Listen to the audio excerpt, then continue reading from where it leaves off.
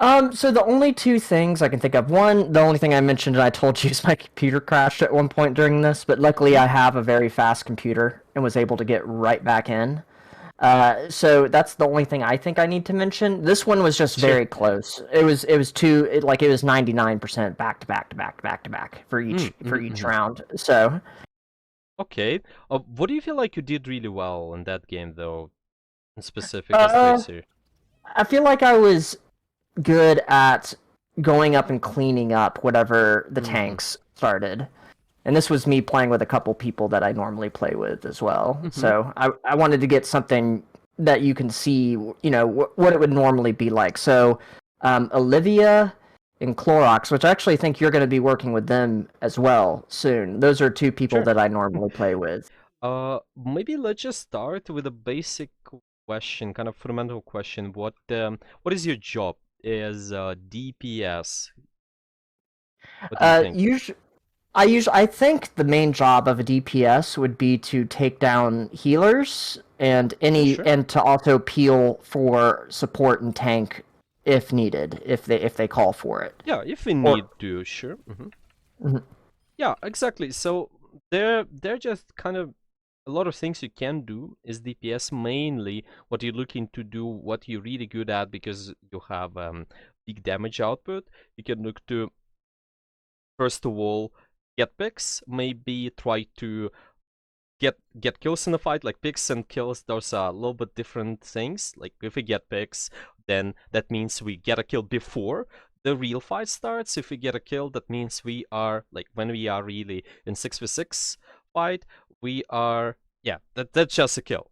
Like right here, maybe the real fight starts, or actually like right here, the not real fight's not even starting yet. The ball's just diving in, but the other five members they're really far. So if you get a ball here, that can be considered a pick. Or maybe if you spawn camping someone, that's also can be considered a pick. Let's just take a look at what gonna happen next. So we got the ball, and then we are getting on point. Sure.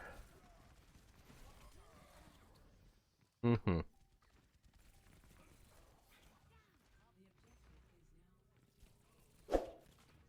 Okay, so there is a really important thing which I'm noticing even at the start, Mhm. and it's just about your positioning. So how you usually position a tracer? What do you think? Well, usually my strategy when I'm going in, because she just has such low health, I'm trying not to get overwhelmed by anybody. But if I notice a Hmm. chance to go in there and get a pick, that's usually when I'm trying to get it. So that's why I believe I'm kind of hanging out to the left of point here, Hmm. and I'm trying to see if I can get any picks as they're coming through their Hmm. spawn there. So maybe let's just start with a question. Why did we choose main here in specific? Why not any other rotations maybe? Uh, I have no idea. I think I was just kind of following the crowd there. I don't think anybody was Mhm. particularly shot calling at the moment. Yeah, so here is just really important thing because you are playing high mobility character like a tracer. She is also pretty self-sufficient because of her mobility pretty much and because of her recall, you can easily play around HP packs. What you want to be thinking about is trying to be on the flank as much as possible. Why? Because then we create more pressure on the enemy team. Like what you do is because you want to get a pick on or maybe get a kill in the fight. Like instead of us being kind of like stacked with our main core, like right here, we entirely Hmm. stack with our main core because everyone's just approaching like from here sort of. You are Right. slightly on different angle here.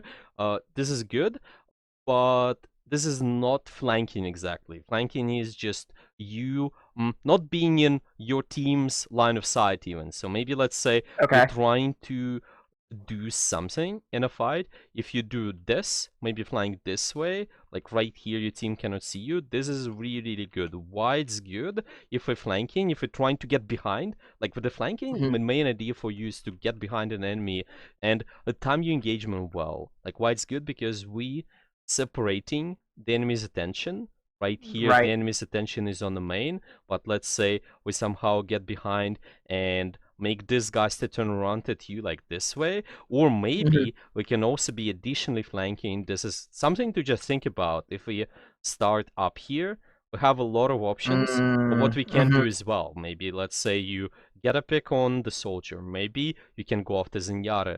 The first really fundamental concept is just understanding that you gotta flank somehow, and I guess the second thing is thinking what advantageous positions can help you to do so.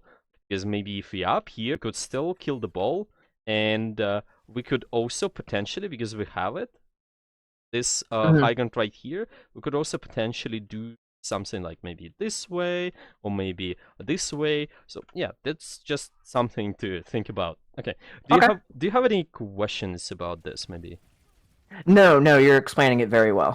Okay, good. Because right here, what is important is because we are approaching at the same side. Like it's not only about the attention, it's also like as we said about you getting picks and or just kills. And a lot of times when we are facing enemy tanks or enemy defensive abilities like this is not really good for you as a tracer. Like yes, sometimes we can get a kill on the tank, but usually whenever the fight just kind of starts, the tank is, well, the tank is just tank here. Why? Because of the defensive abilities, like Reinhardt has shield, and what is the most important, there is a 50% damage reduction because of his armor in Overwatch 2. This is gonna be even more crucial. The tanks are gonna take much less damage, so you have to kind of not play by their rules and be, you don't want to be distracted by them, but just try to like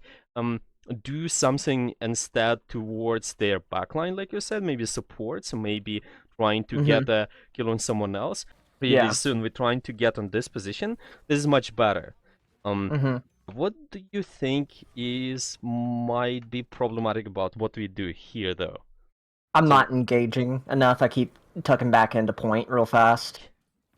When I think about our effective range, because our team is going in, we have to do something actively too. We have to go in, we have to utilize our favorable range, sort of. And your favorable range is basically, ideally, pretty much right up there. Yeah, ideally we just want to be 1 meter away, but it's also important to think we cannot just go in like this. Yeah, we cannot just go in like this way and because we're gonna be in the open, because we can get shot at that easily. That's why utilizing flanks is really good. Like if I'm up here, I can save some blinks and I'm not gonna be noticed that easily. If I'm maybe inside this building, like my rotation looks like this, I just got in here and then I can get on the enemy like this way. This is much better as well. So we wanna be also thinking about that kinda, but yeah, so a little bit too passive right here, I guess, is the takeaway. Yeah, just mix of things, like not, we are not on the flank, and then we are not utilizing our favorable range too. Like if you're on the flank right here, or maybe right there, in the mix, it could get you a significant amount of value. But now we not flanking, and at the same time, not at exactly like our range where we can get kills. Additionally, what I mentioned, when you're on the flank, because you're pretty self-sufficient character, like you can play around those HP packs. Like we can notice at the start even how we are not exactly able to utilize that, because again, not flanking, not at those positions even. We kind of stuck with our main core.